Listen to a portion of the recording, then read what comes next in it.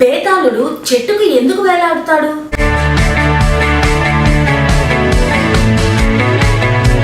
అప్పుడెప్పుడో చందమామ కథల్లో విన్నాం.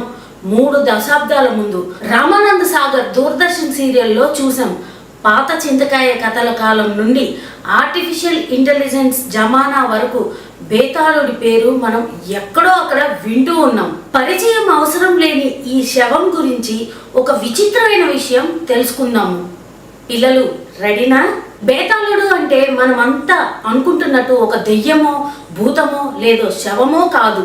అతను ఒక గ్రామదేవుడు. అవును, మీరు విన్నది నిజమే. బేతాళుడు గ్రామదేవుడు. మనం నిత్యం చెప్పుకునే పోతరాజు, పట్టాకత్తి భైరవన్, కావల్కారన్, కాంతార ద్వారా మన అందరి మనసు దోచుకున్న గుళిగ దైవ వీళ్ళందరిలాగే బేతాళుడు కూడా ఒక గ్రామదేవుడు. ఫారెస్ట్ స్పిరిట్ వర్షిప్ అని చెప్పుకునే ఆటవిక సాంప్రదాయాల్లో ఈయనను గురించిన వర్ణన ఉంది. వేతాళ పంచవింశతి అనే గ్రంథంలో ఈయన గురించి ప్రస్తావన చాలా సార్లు ఇవ్వబడి ఉంది. మనకి మాత్రం విక్రమ్ బేతాళ కథల్లో ఈయన ఒక శవం అని మాత్రమే చెప్పారు.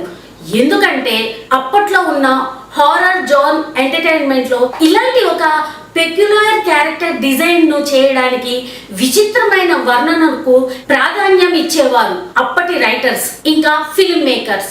సాధారణంగా ఒక మనిషి శవంగా మారినప్పుడు ఉలుకు పలుకు లేకుండా అలా నిర్జీవంగా పడి ఉంటాడు. కానీ అలా ఉంటే మజా రాదనుకున్నారో ఏమో రచయితలు కొంచెం మసాలాను అద్దే ప్రయత్నంలో భాగంగా బేతాళుడికి చెట్టు మీద వేలాడే మేనరిజం ని కలిగించారు అని అంటారు సైకియాట్రిస్ట్. ఆ ఎక్స్ ఫ్యాక్టర్ వల్లే బేతాళుడికి అంతటి క్రేజ్ వచ్చిందని అభిప్రాయపడతారు నిపుణులు.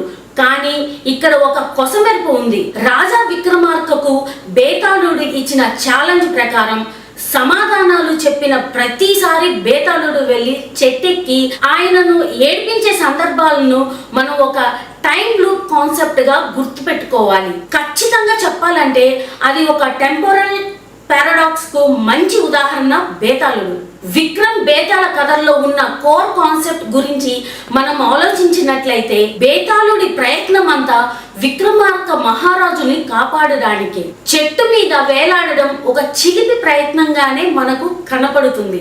ఏ మాంత్రికుడైతే విక్రమార్క మహారాజుని బేతాళుడి శవం అడిగాడో అతని ముఖ్య ఉద్దేశం విక్రమార్క మహారాజుని బలి ఇవ్వడమే.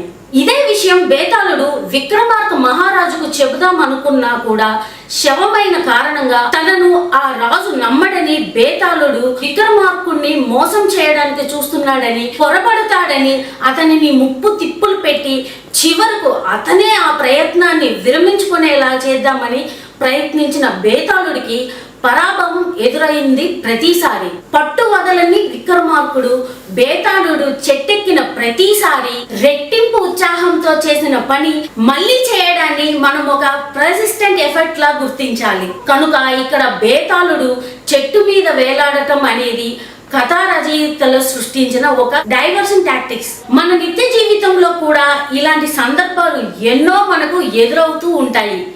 వాటిని మనం అంతగా పట్టించుకోము కనుక మనకి అవి ఎక్కువగా గుర్తుండవు. మన సమస్యలే బేతాళుడిగా మనల్ని ముప్పు తిప్పలు పెట్టినా చివరకు మన జీవితానికి టర్నింగ్ పాయింట్స్ గా నిలుస్తాయి అనేది కథా రచయితలు బేతాళుడి ద్వారా మనకు చెప్పదలుచుకున్న నీతి. ఏంటి?